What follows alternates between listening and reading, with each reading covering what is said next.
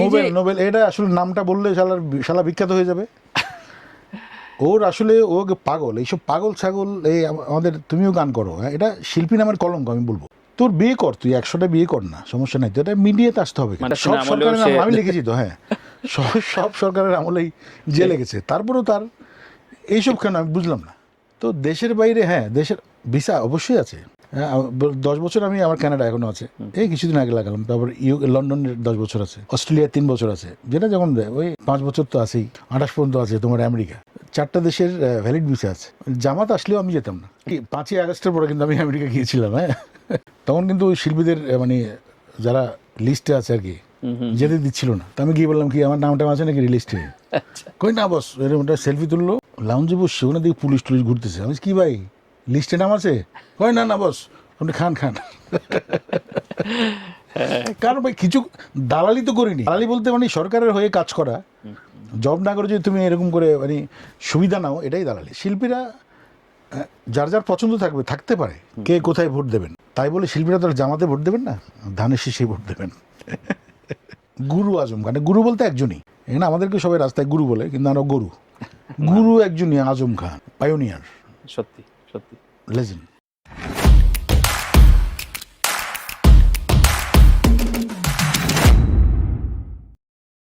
Lucky আখান্দের প্রসঙ্গ যেহেতু আসলো, আমি একটু জানতে চাই আজম খান, এবং আজম খানের সাথে তো আমি বিদেশ ট্যুর করেছি, তার সাথে আমি জাপানে গেছি। একটা স্মৃতির গল্প একটু বলেন না, মানে শেষ দিকে উনি খুব চাইছিলেন একটু বাইরের।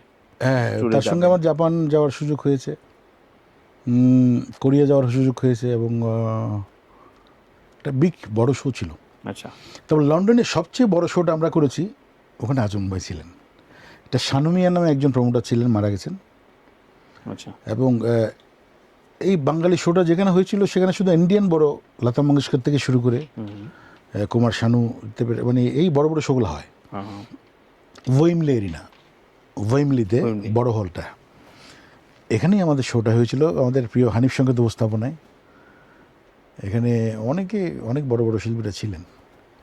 এর মধ্যে আজম ভাইয়ের কথা বলি, সাবিনা পাও ছিলেন, আজম ভাই, মিলু ভাই ছিলেন। আমি দেখেছি উনি জুতা খুলে তারপর স্টেজে উঠতেন। আচ্ছা, তো ওখানে সিস্টেমটা হয়েছিল এরকম, হানিফ ভাই উপস্থাপনা করতে করতে টায়ার্ড হয়ে গেছে, তখন তো উনি নিজে পারফর্মও করতেন। তো উনি একটা সিস্টেম করে দিয়েছেন যে যখন গান করবে পরেরজনকে ডাকবে, হ্যাঁ, আচ্ছা, মনে করো, হ্যাঁ। তো আমার দেখো, সাবিনা বা গেয়ে গেল, মিলু ভাই গেয়ে গেল, সাবাদানি গেয়ে গেল, আরও কে গেয়ে গেল, আগুন গেয়ে গেল, অনেকেই আরও শিল্পী ছিল, হ্যাঁ। তো সর্বশেষ হচ্ছে কিন্তু আজম খান। আর আজম খানের আগে আমি, আচ্ছা, ওই সব শিল্পী বাদ দিয়ে আজম ভাইয়ের আগে, মানে আজম খানের নামটা আমাকে বলতে হবে। ওই স্টেজে জড়িয়ে ধরা ছবি এখনও আছে আমার কাছে। তো তার গানের সাথে, আমাদের গানের সাথে ফরেনার কিছু ডান্সার রেখেছিলেন, আচ্ছা, 10-12 জন, মানে গানের সঙ্গে সঙ্গে ওরা পারফর্ম করেছেন। তো সেই যে ওনার আজম ভাইয়ের যে বিহেভিয়ারটা, এরকম ভদ্র মানুষ, দিল খোলা মানুষ, মানে অনেক এরকম ভদ্র, তুমি তো নিশ্চয়ই ইন্টারভিউ নিয়েছো, এরকম ভালো মানুষ আমি আসলে পাইনি। মাটির মানুষ, একদম মাটির মানুষ, একদম কিসের স্টার, সুপারস্টার। উনি তো মেগা স্টারের উপরে। ওনার তো ড্রেস আপ না তো, উনি শুধু নামটাই এনাফ। উনি কি স্যান্ডেল পরলেন না লুঙ্গি পরলেন নাকি খালি গায়ে, তাতে কিছু যায় আসে না, নামটাই আজম খান, গুরু আজম খান। গুরু বলতে একজনই, এখানে আমাদেরকে সবাই রাস্তায় গুরু বলে, কিন্তু আমরা গুরু একজনই, আজম খান, পায়োনিয়ার, সত্যি সত্যি লেজেন্ড। সম্প্রতি বেশ কয়েক মাস আগে আপনি একটা ইন্টারভিউতে মানে এটা ভাইরালও হয়েছে, আপনি বলেছেন যে আমার পকেটে অনেকগুলো দেশের ভিসা আছে, কিন্তু আমি কোথাও থাকি না, যাই না। এটা তো একদম সত্যি। এটা তো আমি চাইলে 20 বছর আগে সেরে নিতে পারতাম। তো 99 যখন আমেরিকা গিয়েছিলাম, তখনই তো আমার পাসপোর্ট হয়ে যেত না।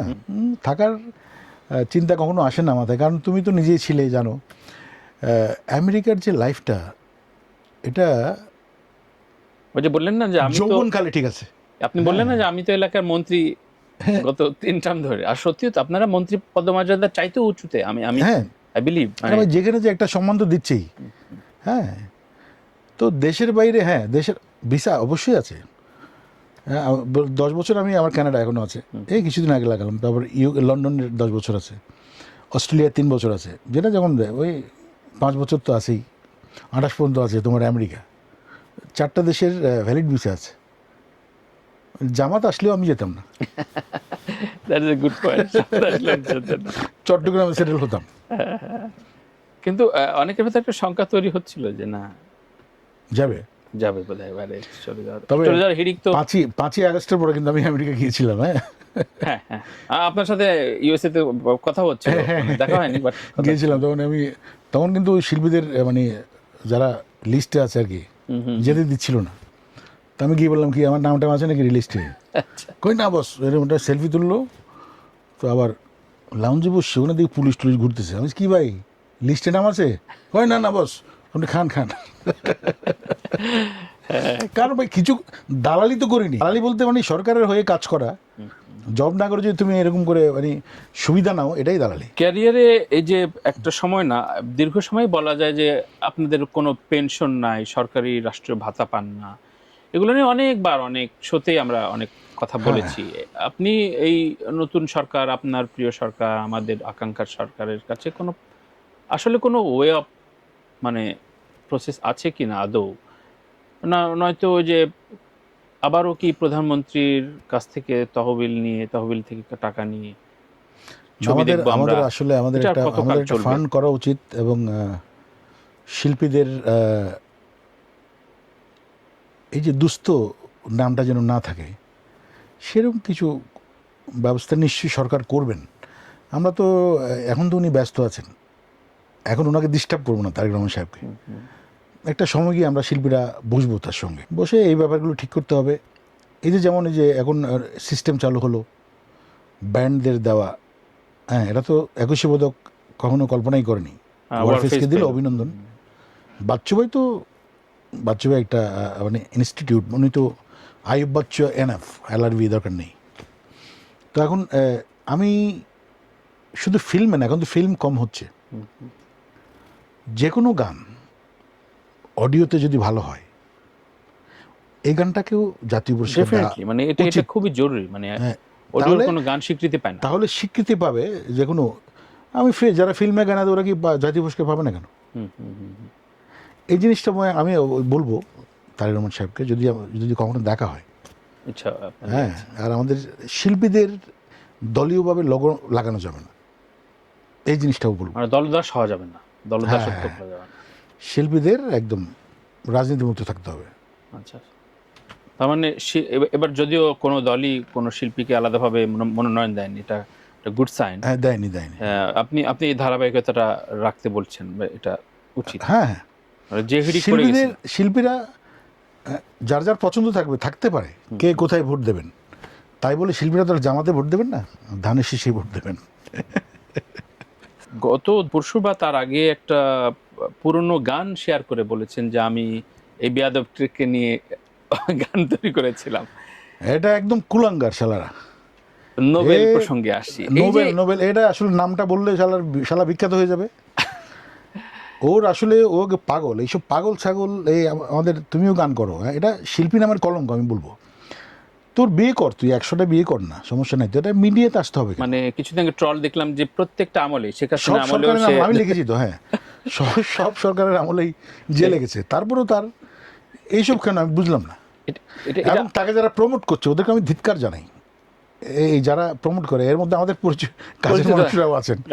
হ্যাঁ, সাউন্ড টেককেই বলবো বাউল ভাই, কেন আপনি কোনো আমি নিজে পার্সোনালি বাউল ভাইকে বলেছি যে এরকম শিল্পীদের তো প্রমোট করা উচিত না, কারণ সোসাইটি তো আসলে এটা তো আমাদের সমাজ। মানে আমরা মানে শিল্পীরা তো সাধারণ মানুষও এইসব কাজ করেন, কিন্তু এই ছেলেটা বেশি বলবো আর কি। মানে এটা আমার সামনে কখনো পড়েনি, পড়লে তো একদম নিজেরা বিব্রত হন নিশ্চয়ই। আমার সামনে তো পড়বেই না সে। একবার নাকি আমার শিষ্য একটা আছে অপু রেহান, ওই মগজার তাজে নাকি খেতে গেছে, তো দেখতে আমার মতো লাগে দূর থেকে। ওকে দেখে পালাচ্ছিল। আমি যে তোকে আমি মনে করেছি যে রবি চৌধুরী মনে হয়। তো তাকে পেলে আমি একটা সাইজ করবো, জিজ্ঞেস করবো আসলে কি, ও কি মেন্টালি সমস্যা নাকি আর কি। স্টেজে মাইক্রোফোন ভেঙে ফেলছে, তার তার রুজি রুটি তো ওটাই, ওটা তুই ভাঙবি কেন? মানে এগুলো নিয়ে আর সত্যি মানে মাতাল হয়ে গান গাইতে হবে না, তোর তো গড গিফটেড একটা ভয়েস আছে। এবং খুবই হ্যাঁ, খুবই ভালো ভয়েস। মাতাল হয়ে গান গাইতে হবে কেন? সেটাই তুই এমনি মাতাল হয়ে বাসায় পড়ে থাক। দুঃখজনক। বলা হচ্ছে যে আপনারা যারা এই যে এবং যেই নারী অপবাদ দিচ্ছে জি ওই নারীকেও বিয়ে করে ফেলছে, হ্যাঁ নাহলে তো আবার ওই যে জেলে থাকতে হবে, আবার ছেড়ে দিচ্ছে। এই দুদিন পরে দেখো আরেকজনকে ধরবে, ওকে ছেড়ে দিয়ে। মানে এই গল্প শেষ হবে না, মানে ও না, মানে- না। মানে সত্যি সত্যি। তবে এটা এটা আমাদের কলঙ্ক থাকে না, অনেক কিছু কুলাঙ্গার ওর সাথে মন্দ সবসময় থাকে। মানে ভালোটা ডিলাইট হয় না। তো রবিদা সাউন্ডটেক প্রসঙ্গে যদি আসলেন, সাউন্ডটেক সঙ্গীতা একটা রাভেল কোম্পানি, একসময় ক্যাসেট জগতে আপনারা মানে কাঁপিয়ে বেরিয়েছেন। ওই সময়ের একটা ঘটনা বলেন। সেলিম খান এবং সুলতান মাহমুদ বাবুল দুজনেই ভালো মানুষ, দুজনেই ভালো, প্রচণ্ড দুজনেই ভালো। ভালো মানুষ এটা যেহেতু এবং- ব্যবসায়িক প্রতিযোগিতা ছিলেন। ছিল। সেলিম খান আমার 1994-এ 93-তে আমাকে অ্যালবাম করায় কলকাতায়, আচ্ছা। রকেট মন্ডল অ্যারেঞ্জমেন্ট করে এবং প্রণব দার সুর, প্রিয় প্রণব ঘোষ। হ্যাঁ, হ্যাঁ। এবং ওই সময় আমার একটা 94 একটা ক্যালেন্ডার বের করেছিলেন এই সেলিম খান। ওই সময় কোনো শিল্পীর ক্যালেন্ডার বের হয়েছে বলে আমার মনে হয় না, 94-এ। 94-এ। তো সেই সম্মান আমাকে দিয়েছিলেন এবং যেটাই বলতাম। পরে বাবুল ভাই তো আমাকে আফতাবনগরে প্লট দিলেন, আরও অনেক কিছু গুলশানে কিনেন, ফ্ল্যাট পয়সা আমি দিব না। বাবুল ভাই তো এরকম উদার মনের মানুষ। রাইট। তা আমি ফ্ল্যাট নিই নাই গুলশান টুলশানে। আমি যে না ঠিক আছে ভাই, ওটা ওনাদের অনেক সহযোগিতা আমরা পেয়েছি। তা এখন যে ব্যাপারটা হচ্ছে, কিছুদিন আগে আমাকে বাবুল ভাই ফোন করে বলেছিলেন যে আপনি তো কিছু পাবেন, আমি একদিন আসবো আপনার বাসায়। তা আমি ওরকম কিছু চাইনি ফোন করে। আসলে হয়তো এখন তো রয়্যালিটি আছে, সিস্টেম আছে ইউটিউবে, যেটা পাচ্ছে এই গানগুলো না, কিছু তো আমরা পাবোই নিশ্চয়ই। রাইট। ও আপনাকে ফোন করে বলেছেন? বলেছিল, হ্যাঁ। আমি আর করিনি, আমি হয়তো চাইও নি ওরকম কোনো।